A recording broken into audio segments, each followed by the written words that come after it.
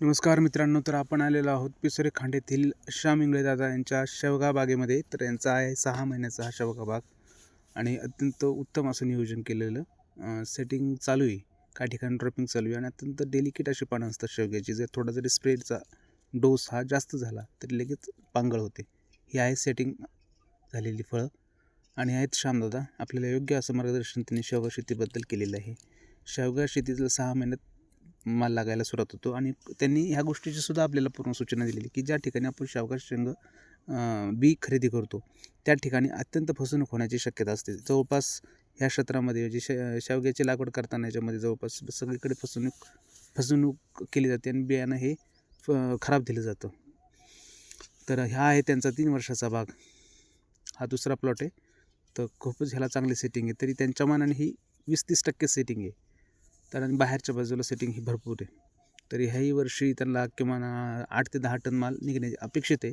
दरवर्षी सरासरी त्यांना 15 ते 20 टनाच्या आसपास माल निघतोच, पण यावर्षी थोडंसं ॲव्हरेज कमी आहे. त्यांनी आपल्याला यातले बारकावे निरीक्षणं खूप चांगल्या पद्धतीने सांगितले. रोगराई, ही छाटणी, खतं टाकण्याची पद्धत आणि हार्वेस्टिंग पिरियड कधी चालू होतो, फ्लावरिंग ड्रॉपिंग होण्याची कारणं, याच्यामध्येही डाळिंबासारखी ड्रॉपिंग होण्याची कारणं आहेत. तर खूप चांगल्या पद्धतीने मार्गदर्शन केलं, त्यामुळं त्यांचा आपण आभार मानतो. तर निश्चितपणे आपण हा बाग पाहून आपल्याला अत्यंत योग्य प्रकारे नियोजन असल्याचं जाणवतं आहे. तर हे आहेत श्यामदादा. यांनी आपल्याला सविस्तर प्रत्येक सेटिंग होण्याची कारणं, सेटिंग न होण्याची कारणं आणि ड्रॉपिंग, त्याच्यामध्ये बी निवड आणि बी निवडताना कोणती सिलेक्टिव्ह झाडं ठेवायची हे पण त्यांनी सांगितलं. पॉलिनेशन प्रोसेसमध्ये ह्याच्यामध्ये सुद्धा पॉलिनेशन प्रोसेस तितकीच महत्त्वाची. मधमाशींची संख्या असणं आवश्यक आहे, मधमाशा असणं आवश्यक आहे. चला आता पुढील माहिती देणं चालूच आहे श्यामदादांचं. खूप छान असा बाग आहे. म्हणजे टोटल त्यांचं 2 एकर क्षेत्र आहे शेवगा आणि यापुढे भविष्यात वाढवण्याची शक्यता आहे. आणि सेटिंगचं कुठे मी ना द्राक्ष बागायतदार संघाचे आत्ताचे हे कोण चेअरमन.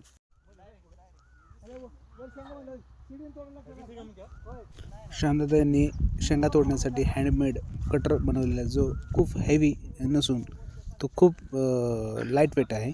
तर त्यामुळे शेंगा काढणं खूप सोयीस्कर आणि सोपं जातं आणि वेळही वाचतो आणि कामही उरकतं. तर ते आत्ता आपल्याला ते दाखवणार आहेत.